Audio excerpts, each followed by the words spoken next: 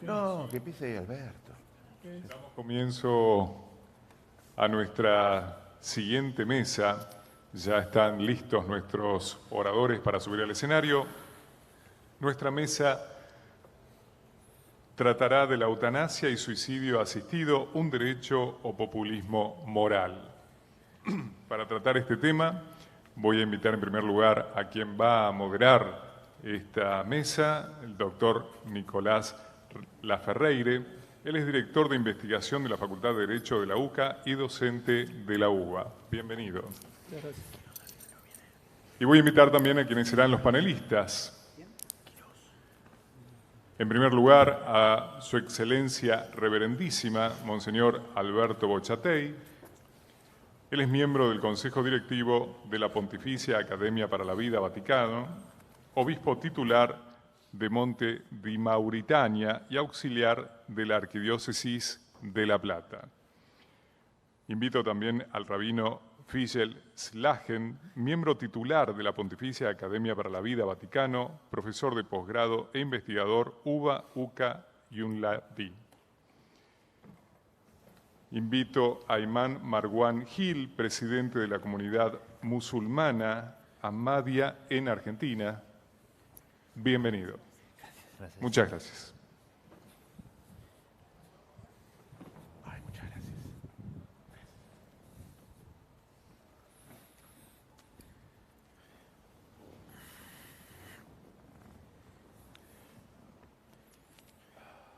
Bueno, buenos días. Es un gusto estar esta mañana aquí en la Universidad Católica Argentina en este significativo congreso que nos enriquece desde el diálogo interreligioso y cultural. En este panel vamos a escuchar 3 voces referidas a un tema de notable actualidad en el mundo, bioética, como es el tema de la eutanasia y el suicidio asistido. Celebro la precisión que han elegido los organizadores para formular el tema, porque han colocado un poco los términos del debate de una manera enormemente significativa. ¿Es la eutanasia y el suicidio asistido un derecho o estamos ante un cierto populismo moral? Para darnos las perspectivas de las 3 grandes tradiciones religiosas, tenemos entonces a Monseñor Bochatey, al rabino Figel Slagen y al imán Marwan Gil. Comenzamos entonces, como están aquí, en el orden. Le doy en primer lugar la palabra a Monseñor Alberto Bochatey. Muy buenos días a todos y muy agradecido la invitación de participar en este encuentro intercultural, interreligioso y de forma muy especial al doctor Guillermé por la invitación. Mi breve presentación va a ser primero algunas definiciones de eutanasia, de muerte en la tradición católica, pero después vamos a ir un poquito más al nivel intercultural, justamente, que es donde yo creo que se está jugando el tema de la eutanasia, el suicidio asistido. Parece mentira, pero como todas las cosas que se cuestionan en la cultura relativista de nuestro tiempo, tenemos que a veces definir la muerte.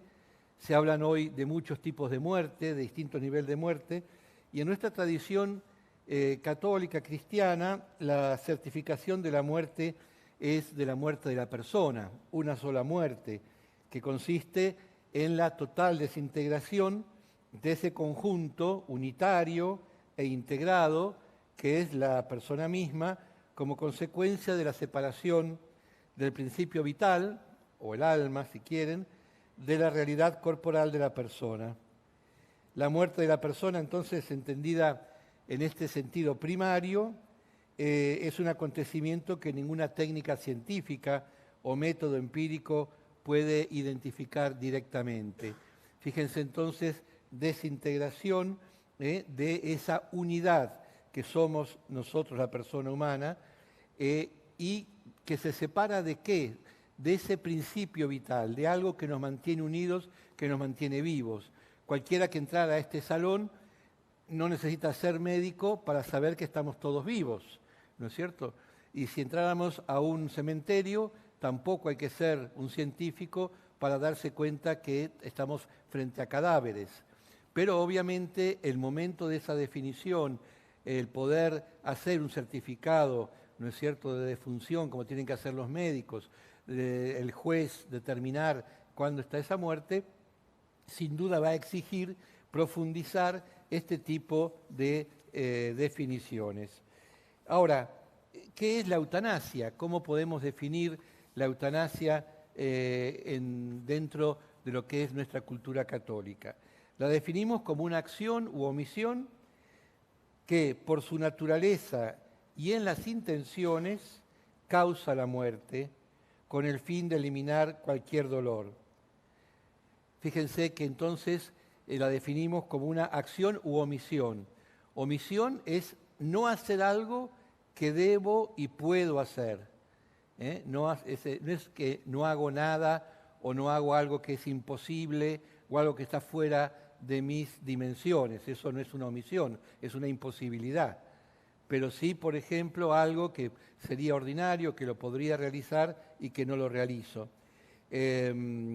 Entonces, está en la intención de causar la muerte, aunque la justificación sea el dolor, el sufrimiento, el deseo subjetivo de la persona.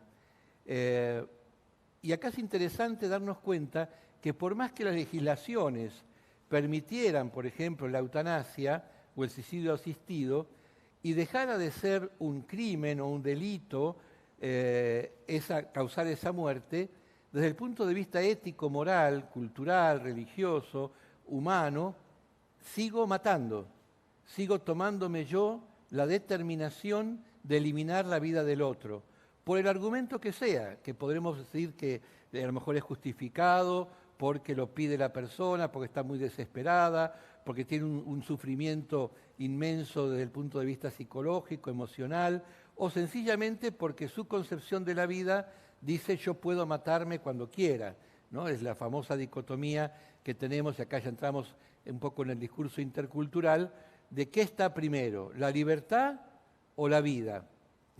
Y muchos dicen la autonomía, primero la autonomía, yo decido, autónomos, ¿no? Me doy mis propias normas, y después está la vida. Para muchos, sin embargo, seguimos considerando que primero está la vida, y porque estoy vivo, puedo ejercer no solo mi autonomía, sino algo mucho más importante, que es mi libertad. Soy una persona capaz de libertad, de actos libres. Y esos actos libres siempre tienen que ir en consonancia con mi dignidad, con mis valores. A mí no me hace libre, por ejemplo, una adicción o el emborracharme o algo que me quita la libertad.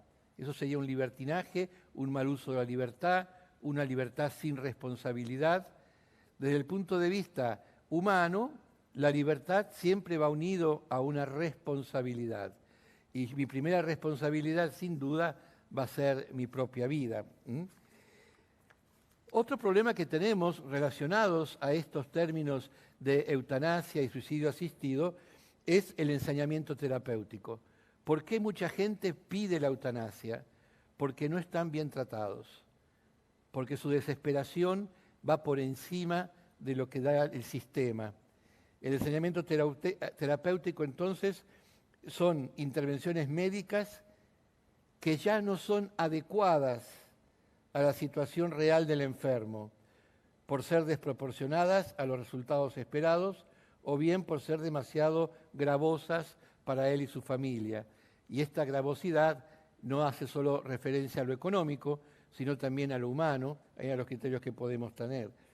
Hay situaciones que cuando la muerte se prevé inevitable e inminente, se puede en conciencia renunciar a los tratamientos que procurarían únicamente una prolongación precaria y penosa de la existencia. Esta es otra vieja definición o visión desde el cristianismo, donde cuando la muerte decimos es inminente e inevitable, entonces yo puedo suspender ciertos tratamientos que no implican eutanasia, que no implica el suicidio asistido, sino proporcionalidad. ¿Para qué o por qué voy a seguir tratando este paciente?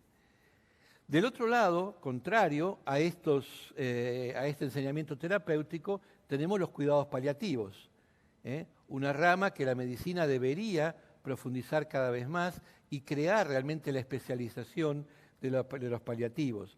Hemos dado muchos pasos, hemos crecido, pero todavía lo vemos fracasar en la terapia del dolor. No solo del dolor físico, sino del dolor psíquico, psicológico. Ese paciente que sabe que está grave, que sabe que puede estar a lo mejor en un proceso de terminalidad y no tiene la contención necesaria. Estos cuidados paliativos, ¿cómo los podríamos definir? Como aquellos cuidados que están destinados a hacer más soportable el sufrimiento en la fase final de la enfermedad y al mismo tiempo asegura al paciente un acompañamiento humano adecuado.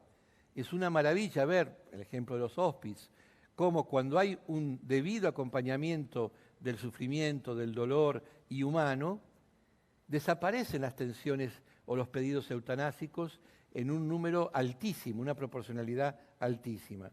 Estos cuidados paliativos entonces ayudan a profundizar también sobre la sabiduría de la finitud, redescubrir la vocación profunda de la medicina que consiste antes que nada en preocuparse por cuidar y no solo por curar. Y también en nuestra cultura, y acá ya vamos entrando al tema intercultural, estamos viviendo un tiempo en el que todo está bajo mi dominio, en que todo yo lo manejo, que la ciencia es el paradigma máximo y absoluto. Pero curiosamente la pandemia que estamos transitando nos habló y nos demostró que hay un mito sobre la perfección de la ciencia, sobre la objetividad de la ciencia, sobre la ciencia empírica, la llamada ciencia dura. Yo siempre digo que en la cultura hemos pecado de daltonismo, confundimos los colores. Pensamos que los científicos son aquellos que se visten con guardapolvo blanco, en los de las ciencias duras. Y los científicos que no usamos guardapolvo, filosofía, antropología, teología, humanismo, poshumanismo, etcétera, no somos científicos. No, el concepto de ciencia no lo podemos hacer enterrar o achicar, limitar, la palabra que la ciencia odia, límite, ¿no?, a las ciencias duras. Y el fracaso de muchos pasos científicos en nuestra pandemia, fíjense cuáles son las soluciones que nos dio la ciencia. Lavarse las manos, tener un distanciamiento social y usar un tapabocas, un barbijo. Ya lo hacían en las pestes del medioevo europeo, ¿no? ¿Dónde está la ciencia en eso? Es el sentido común. No quiero ser negativo, se han dado pasos maravillosos con las vacunas, con los estudios, con la identificación de la bacteria o del virus, etcétera, pero, seamos honestos, hemos podido comprobar en primera persona que la ciencia no es la panacea de todo, que la ciencia tiene sus fracturas, que se ha utilizado una enfermedad o una peste o una pandemia poblacional con fines políticos, se ha politizado la enfermedad, se han politizado las vacunas, se han politizado las normas de la compra de esas vacunas. La tecnología en general ha mostrado sus límites y las dificultades para poder ejercerse plenamente. Y observamos también una falta de preparación, por no decir de resistencia, en el reconocimiento de nuestra vulnerabilidad física, cultural, ética y política. Nos creíamos intocables, estamos en el siglo XXI, es el paradigma del poshumanismo, estamos más allá del bien y del mal, y de golpe tuvimos que reconocer que no, que nos tuvimos que encerrar en casa como lo hacían en el medioevo, que no sabíamos bien, que las grandes organizaciones internacionales, OMS, OPS y tantísimas otras, no digo que se han equivocado, pero han tenido que ir redefiniendo sus políticas, sus conceptos, han tenido que ir diciendo por acá, por allá, casi improvisando lo que en una verdadera ciencia sería algo absolutamente repudiable y fuera de todo mecanismo. Es urgente entonces adquirir una mayor profundidad en la visión, así como una mayor responsabilidad en la contribución reflexiva de la ética y de los valores de humanismo en razón de nuestra humanidad compartida en esta casa común. Es claro que las peticiones de eutanasia, de suicidio asistido, crecen y se ponen como derechos humanos, ¿no es cierto?, que son muy diferentes a los derechos de los humanos y que no son verdaderamente algo que libera al hombre, sino algo que lo termina. Y la libertad siempre nos habla de algo más allá, de algo trascendente, de algo que nos eleva y no que nos sepulta. Lo que hay que tratar de sepultar es el deseo eutanásico de la persona. ¿Por qué pide eso? ¿Por qué el valor vida humana es cada vez más minado, cada vez más atacado? Como el valor familia, como el valor religioso, como el valor cultura. ¿Cuál es nuestra cultura hoy? Fíjense lo que ha pasado, por ejemplo, en Europa, que las grandes organizaciones culturales e intelectuales han negado las raíces judeocristianas de Europa, de la cultura europea, la han prohibido. Y firmaron el acta de la Constitución Europea nueva bajo la figura de papas y de santos. La paradoja de ese acto que se tocó, que la Unión Europea decidió firmar en una sala donde había estatuas de papas y de santos, ¿no? O sea, tenemos que ser muy sabios en este tiempo, caminar con gradualidad, con claridad, en esta complejidad del conocimiento científico, de las exigencias de metodología, de verificación. Tenemos que ser conscientes que hay hechos que nos llevan a la precariedad, a la fragilidad del conocimiento. Analizar el debate, proponer un debate sobre eutanasia, sobre suicidio asistido, sin estas premisas, está llamado al fracaso. Está llamado a tomar determinaciones que no son verdaderamente humanas, de libertad.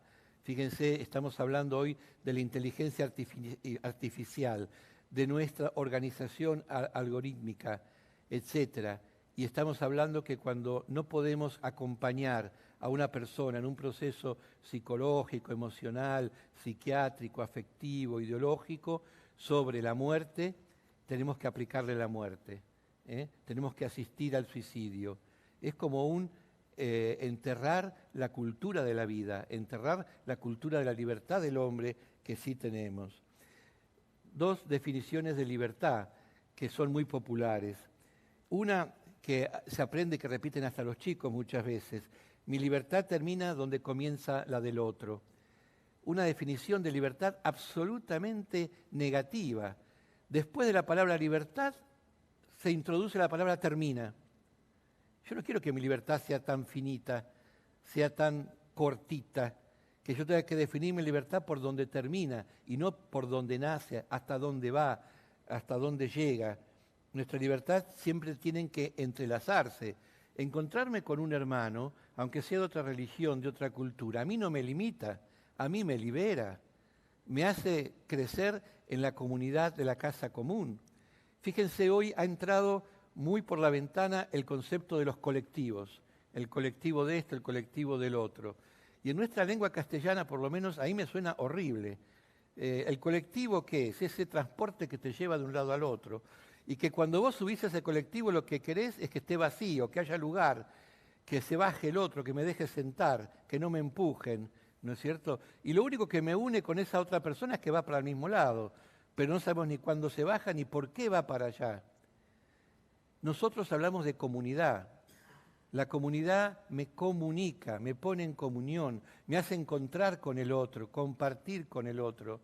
Me enriquece su conocimiento, su visión, su perspectiva, me hace más libre, más grande. Yo le pido que me marquen el tiempo, no sé, 2 minutos. La otra definición de libertad, entonces, mi vida depende única y exclusivamente de mí. Yo soy autónomo, soy libre. Y el concepto de autonomía, que en bioética es tan usado y que en la cultura moderna también se usa mucho, es un concepto que yo lo considero parcial en referencia a la libertad. Yo no soy libre de pedir mi muerte. Puedo tener la autonomía porque pierdo mi autonomía. Yo puedo perder mi autonomía, pero no pierdo mi libertad.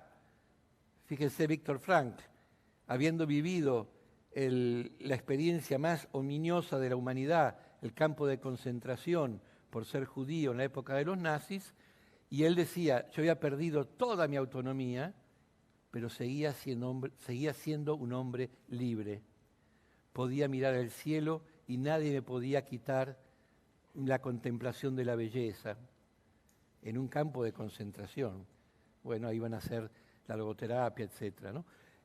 No tenemos tiempo para eso. Pero fíjense que el concepto de libertad a veces se lo quiere bastardear o limitar, y sin embargo es el que nos va a liberar de las muertes que nos quieren imponer en la cultura de nuestro tiempo.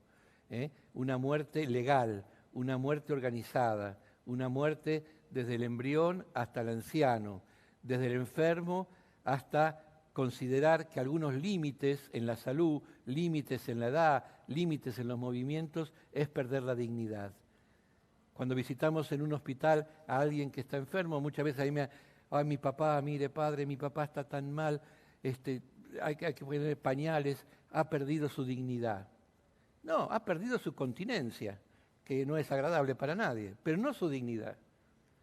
Yo puedo estar muy enfermo y sigo siendo digno, sigo siendo una persona.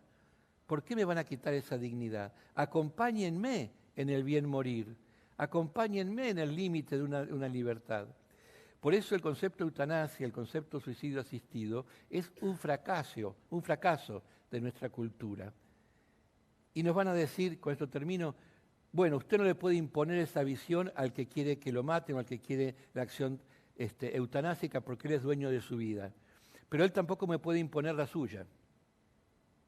No me puede obligar a que en mi país tengamos una ley que permita matar al enfermo o al anciano. Para mí es una antiley, no es un derecho. Es algo horroroso. Y después pasan las cosas que han pasado. El estado de Oregón, o el caso más palmario que la prensa lo dibujó calladito, con esto termino, el caso, ustedes recordarán, del hijo de la ex reina de Bélgica, ¿no es cierto?, Friso, el príncipe Friso, que tuvo un accidente esquiando en Suiza, tuvo un daño cerebral grave, y la familia real holandesa, que pobre no es ciertamente, no pudo llevarlo a Holanda a tratar, porque según la ley holandesa, el estado de salud del príncipe implicaba, el único tratamiento que le podían dar era la eutanasia. Y la reina lo tuvo que mandar a su propio hijo a Inglaterra, y solamente lo trajeron a Holanda cuando ya estaba en la etapa final. De hecho, cuando llegó a Holanda, a los 15, 20 días falleció, o sea que claramente lo llevaron a morir a casa para que no muera en el extranjero, pero la propia reina no pudo atender a su propio hijo porque el Estado le imponía la eutanasia. Y de esto podríamos seguir hablando, pero quiero respetar el tiempo de los demás panelistas. Muchas gracias.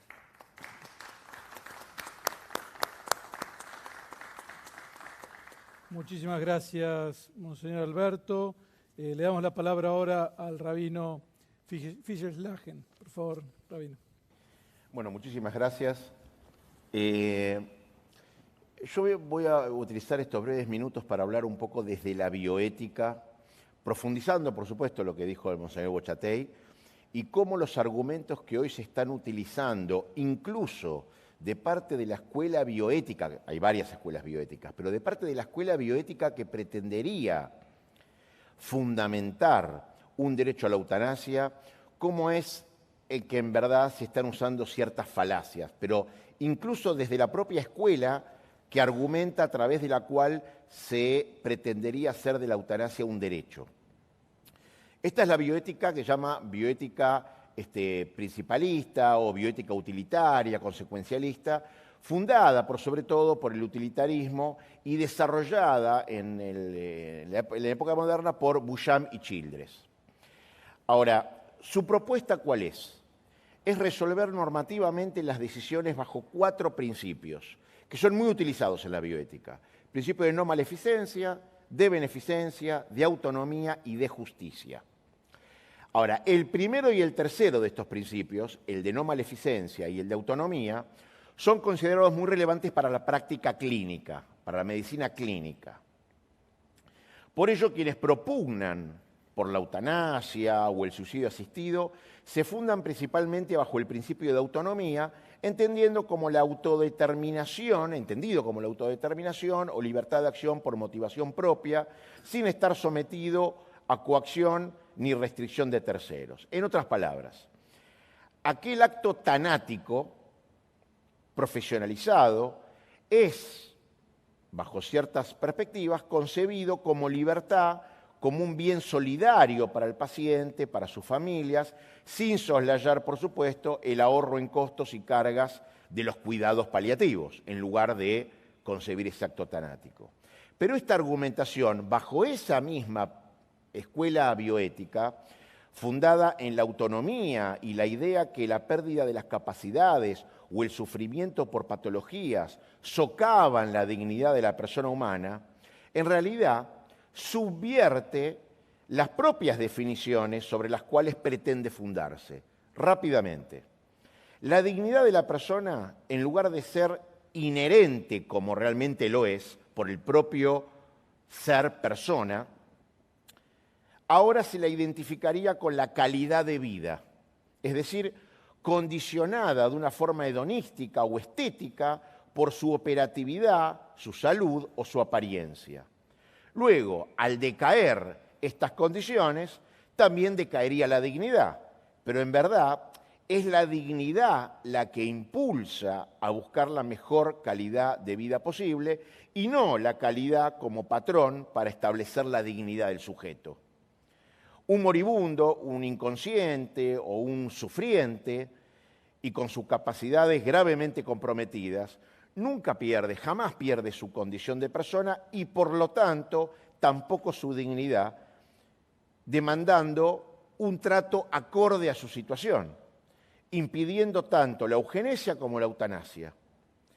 Lo que pasa es que en esta, llamémosle, hiperatrofiada autonomía, considerada incluso por Marcuse, otro de los autores, como la esencia constitutiva de la existencia humana, al escindirse de la dignidad, convierte el acto tanático directamente en un acto veterinario, ni siquiera en un acto médico, dado que pierde justamente la exigencia previa de respetar aquello inherente a la persona que es la dignidad.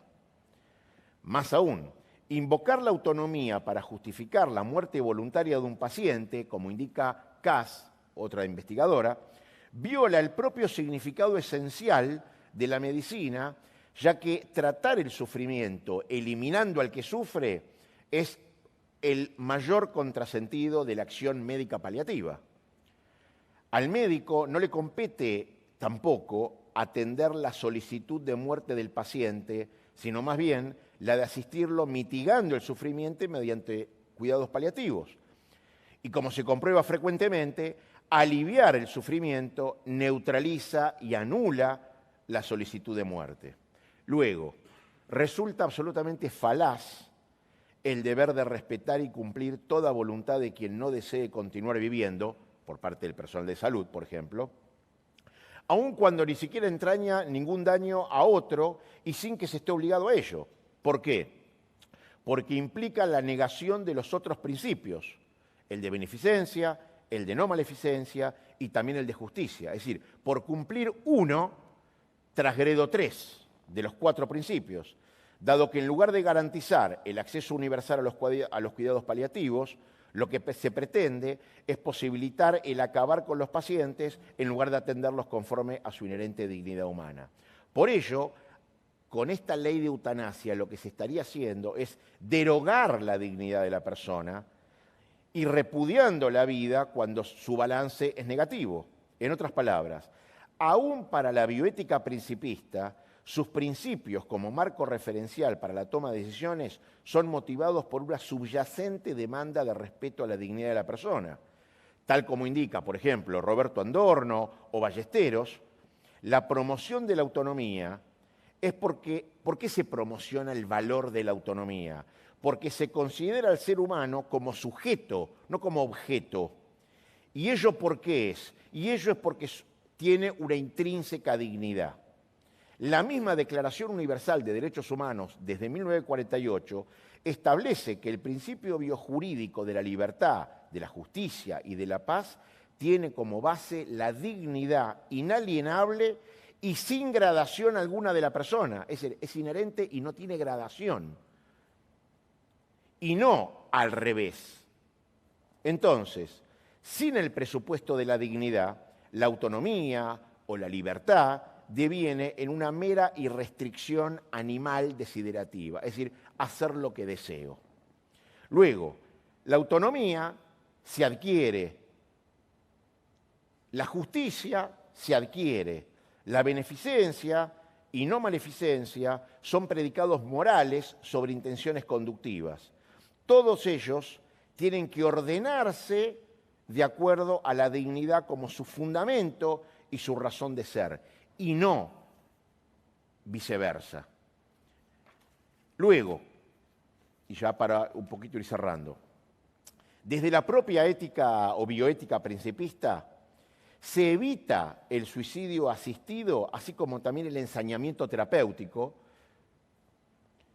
manteniendo un equilibrio entre sus propios principios, distinguiendo, por ejemplo, dos niveles éticos. Uno, el de mínima, exigible por ley, conformado por la no maleficencia y la justicia, por ley, exigibles. Y el otro, de máxima, dependiendo de las particularidades y de las escalas de valores, constituido por la autonomía y la beneficencia, que son vinculantes moral e internamente para cada sujeto. Ahora, ese equilibrio radica en no permitir ni tampoco actuar por acción o por omisión para adelantar prematuramente la muerte de un sujeto, en ningún caso y de ninguna forma, ni por omisión ni por acción, porque la moral no es la doctrina de los hechos, sino la doctrina, o la ética, la doctrina de las intenciones. Si mi intención es matar al otro, no hay ninguna diferencia que lo haga por acción o por omisión, desde la moral, no desde la ley, desde la moral. Porque mi intención es simplemente matar prematuramente al otro. Ahora, tampoco el ensañamiento o el encarnizamiento terapéutico. Entonces, ¿cómo se resuelve incluso bajo la escuela bioética consecuencialista o utilitaria?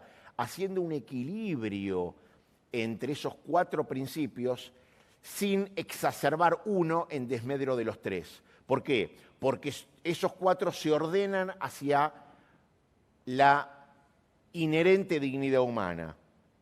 Entonces, ¿cómo se procede frente a un caso, digamos, límite? Bien, el procedimiento es el rechazo de tratamiento no vital, aún no implementado, o el de los vitales ya implementados, cuando la muerte es irremediable, es inminente, y lo único que hay para hacer en la aparatología médica es continuar un proceso agónico, ¿no es cierto?, sin ningún tipo de acción terapéutica ni paliativa. De esta forma se exime, por un lado, al paciente del suicidio, también se exime al personal de salud de cometer un homicidio y también a los terceros de incitación al suicidio o al homicidio.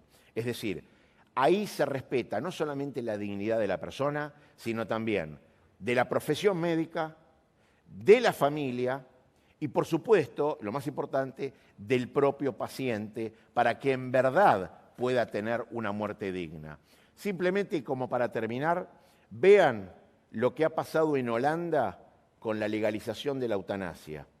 Tanto Timothy Boer, Bouchef, un montón de investigadores pro-eutanásicos han renunciado a sus propios comités de bioética en Holanda y en Bélgica porque descubrieron que a través de la legalización de la eutanasia devino en lo que se llama una pendiente resbaladiza.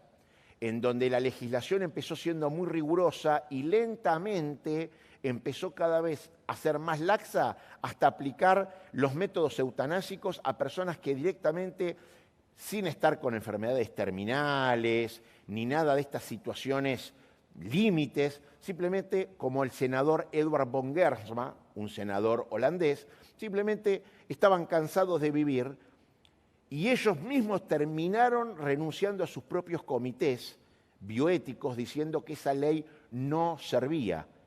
Entonces, digo, aprovechemos que nosotros tenemos ese caso, el de Holanda, para no solamente cometer el mismo error de legalizar una práctica que va en contra hasta de la propia escuela bioética, analizada rigurosa y científicamente, que lo promueve, sino que incluso tenemos los resultados a la vista para no cometer el mismo error, ni en lo legal ni en las consecuencias. Muchas gracias.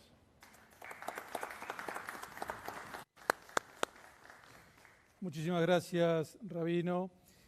Finalmente le vamos a dar la palabra al imán Marwan Gil, que nos va a cerrar este panel de diálogo interreligioso sobre eutanasia y suicidio asistido. Imán. Muchísimas gracias. Assalamu alaikum, la paz sea con ustedes. Obviamente ese tema es un tema sumamente importante y también un tema muy amplio. Y obviamente ahora en esa discusión o debate entran los abogados para abordar ese tema desde el asunto del derecho, los médicos, pero yo diría incluso ese tema incluye o sucede o debe suceder incluso en cada parte de la sociedad, en cada hogar, ¿sí? En cada reunión social, porque ese tema o ese debate incluye también la parte humanista y también la parte de la moralidad, de la conducta. Y ahí es también donde entramos nosotros, como teólogos, como figuras religiosas. Y yo hablando ahora desde la teología islámica, nosotros nos basamos en la Sharia, que es la ley islámica y que se define a través de 3 fuentes, que es en primer lugar el Sagrado Corán, el libro divino o la palabra divina para los musulmanes. En segundo lugar, la Sunna, que es la tradición del profeta Mohammed, la paz sea con él. Y en último lugar, los dichos o las expresiones verbales del profeta Mohammed, la paz sea con él.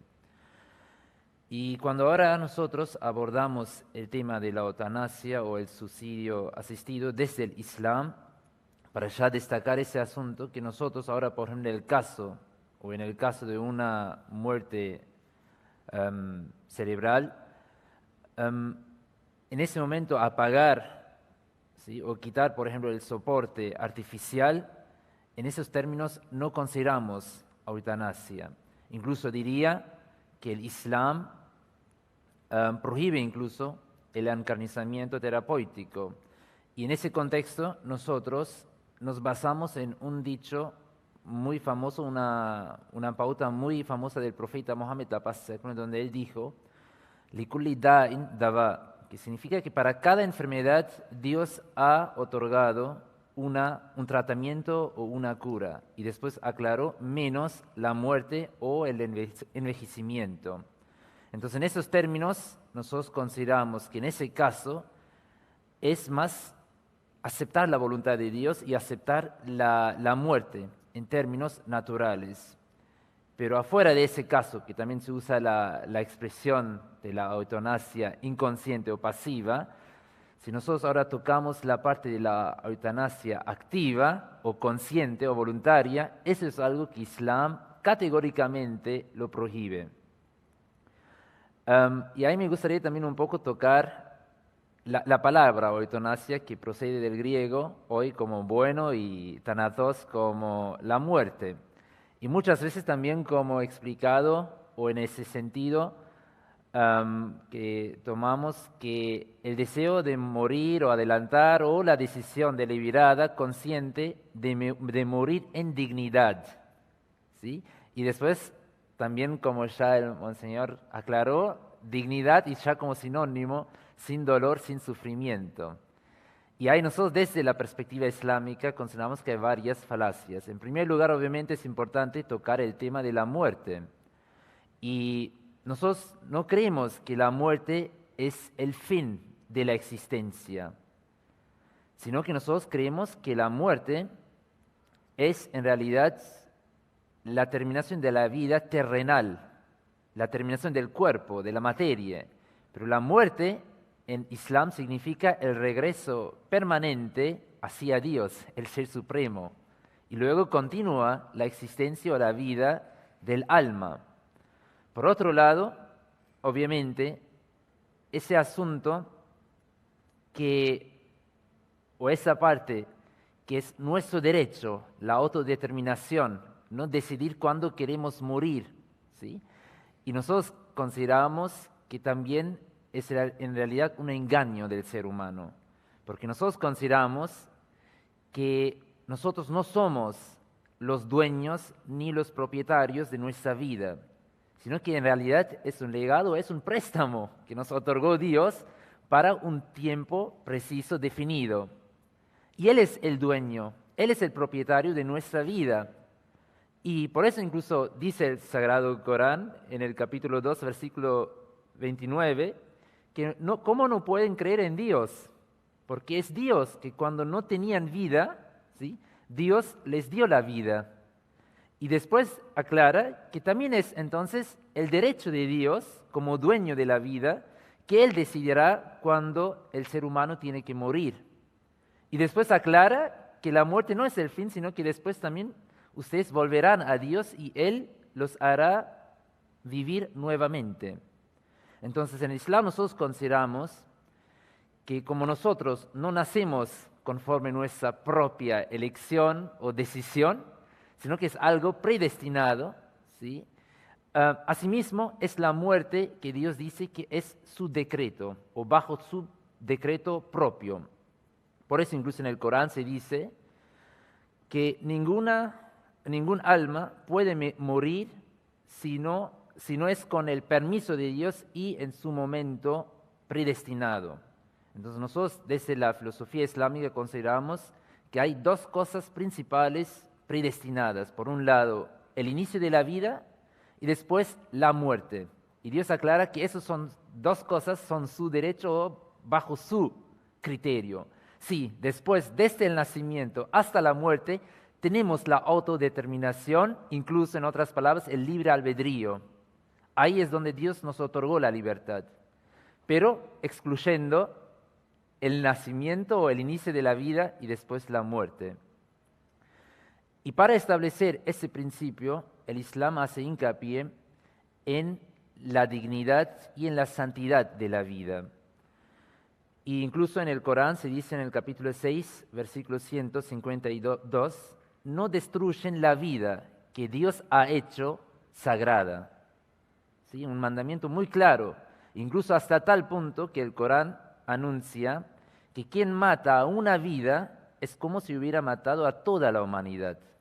Ese es el valor de la dignidad o de la vida del ser humano. Y ahora obviamente podríamos entrar en el debate que tal vez no incluye matar a uno mismo, sino que la vida del otro. Pero incluso en ese caso tenemos principios muy claros del Corán. Y en un versículo Dios dice que no maten a sí mismo. Y muchas veces también incluso la expresión, o en inglés también mercy killing, ¿no?, matar o el deseo de la eutanasia por misericordia o por la empatía hacia la persona que está sufriendo. Incluso en árabe se usa la palabra qatl al-marham, es decir, también matar por misericordia. Y acá Dios dice que no maten a sí mismo, porque Dios es misericordioso hacia ustedes, ¿sí? Y por lo tanto, el suicidio en el Islam es uno de los pecados mayores y algo que el Islam desde sus fuentes condena categóricamente. Incluso el profeta Mohammed, la paz sea con él, hasta tal punto y dijo que quien comete el suicidio entrará o estará condenado al infierno. Y obviamente ahora el infierno no es un lugar físico, sino que es el lugar, o nosotros consideramos el estado, cuando el ser humano pierde la conexión, el amor, el placer de Dios, ¿sí? Y eso obviamente implica la vida aquí y también en el más allá. Incluso hasta tal punto, para entender la prohibición del suicidio, que el profeta prohibió ofrecer la oración funeral para una persona que haya cometido el suicidio. Y tenemos una anécdota muy famosa que en una batalla un musulmán estaba luchando muy valientemente y sus compañeros empezaron a alabarlo, a celebrarlo. Y el profeta ya profetizó en ese momento y dijo que su fin no es un buen fin. Y en ese momento sus discípulos se asombraron, se sorprendieron. Y después se enteraron que ese soldado durante la batalla luchó muy valientemente, muy fuerte y defendió a los musulmanes, pero después por las heridas, por el dolor, se suicidió. Entonces ahí el profeta dijo que su fin no era un buen fin. Ahora un poco volviendo al concepto y a una de las falacias antes de terminar mi exposición, también esa parte de la dignidad o la empatía, ¿no? La dignidad en esos términos que tomamos como sinónimo dignidad y sinónimo sin dolor, sin sufrimiento. Y nosotros consideramos que eso también es una gran o un engaño o una falacia, ¿sí? Per se. Porque el Islam enseña que una muerte de dignidad no es una muerte sin dolor o sin sufrimiento, sino que la muerte digna, conforme los criterios de la teología islámica, es morir en un estado de piedad, en un estado de rectitud, incluso en un estado que el Islam enseña cuando Dios está complacido con el ser humano. Y eso no implica tu sentido o tu dolor, tu sufrimiento físico. Incluso nosotros podemos decir, incluso en Islam, el concepto de los mártires, y el Corán enseña que ellos no son muertos, sino que son vivos, ¿sí? Y ahora obviamente ellos sufren físicamente en sus últimos momentos, pero reciben la vida eterna. Y nosotros consideramos que una persona, ahora obviamente para también recalcar ese punto, el Islam ahora no enseña a aceptar el sufrimiento ciegamente o desear incluso el sufrimiento, sino todo lo contrario. El Islam enseña, incluso en el versículo del Corán, en el capítulo 2, versículo 196, se dice literalmente que no deseen el mal o el sufrimiento, no expónganse al dolor. Es decir, que hagan todos los posibles prevenciones, cuidados para disminuir, para evitar el sufrimiento. Pero si una persona llega y tras todos sus esfuerzos tiene que padecer el sufrimiento físico, entonces él en ese momento, por el amor de Dios y por aceptar a Dios como el creador, el dueño de su vida, entonces tiene que padecer ese momento con paciencia, con perseverancia. Y yo diría incluso el tema de la eutanasia en relación con el sufrimiento ocurre no por el tema del sufrimiento per se, sino que el sufrimiento cuando parece al ser humano sin sentido. Y ahí entra obviamente también el tema un debate largo del sufrimiento, del propósito de la vida, etc. Pero nosotros desde la perspectiva islámica consideramos que esta vida es una prueba, es un medio, no es el objetivo final. Es una prueba para ganar el placer, el amor de Dios. Entonces, si un momento una persona tiene que padecer sufrimiento y él lo hace, o el sufrimiento físico, ¿no? Y él lo hace por el amor o en esos términos, aceptando la voluntad de Dios, entonces Dios también dice que Dios le va a otorgar la fuerza y él no va a sufrir mentalmente o espiritualmente, sino que va a recibir el placer de Dios, no solamente en esta vida, sino que incluso en el más allá. Por eso el concepto del sufrimiento en el Islam también es vinculado con la expiación. Y el profeta dijo que si una persona padece incluso fiebre o hasta tal punto el dolor de una espina, y lo padece con paciencia, en recompensa va a recibir el amor de Dios en el más allá. Entonces, en esos términos, creo que esa pregunta, como ya también lo tocamos, es muy vinculado para ayudar a esas personas en luchar contra el sufrimiento mental y espiritual.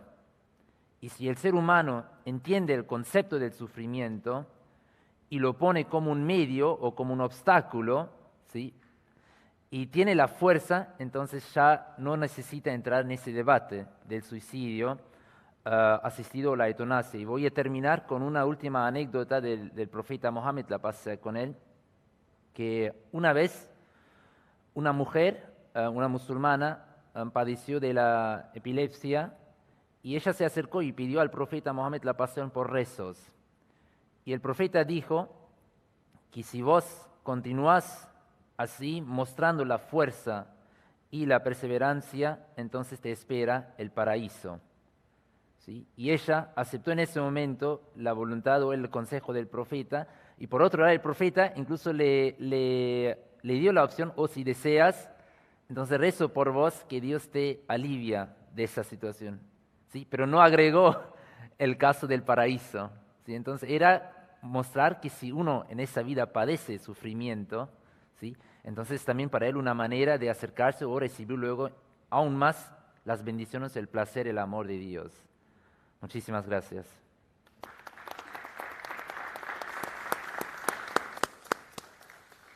Muchísimas gracias, Imán.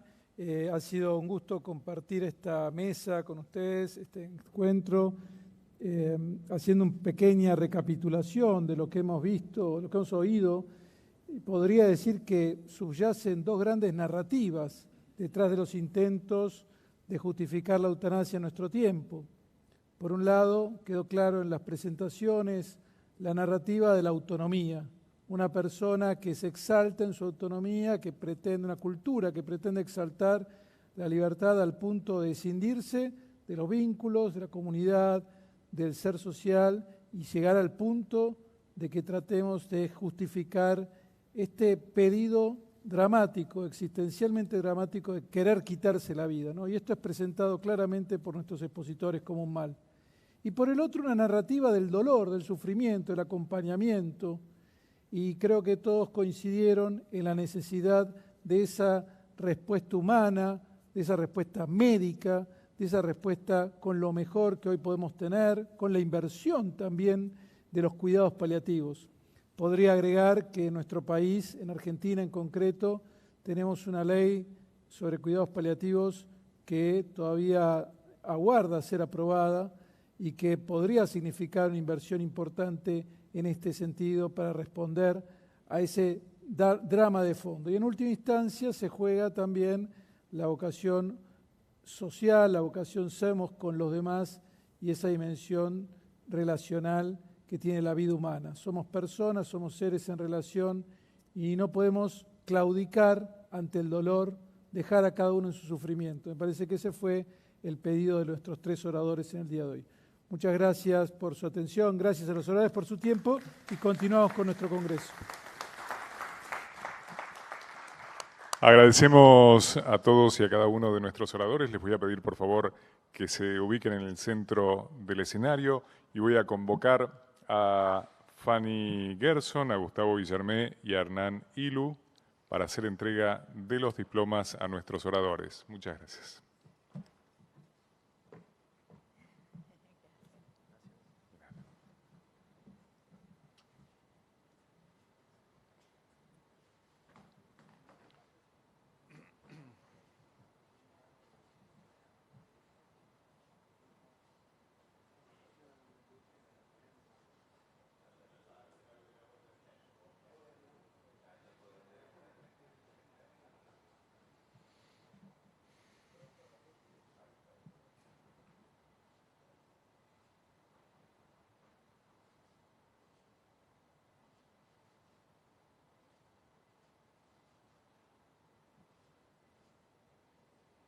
Muchísimas gracias.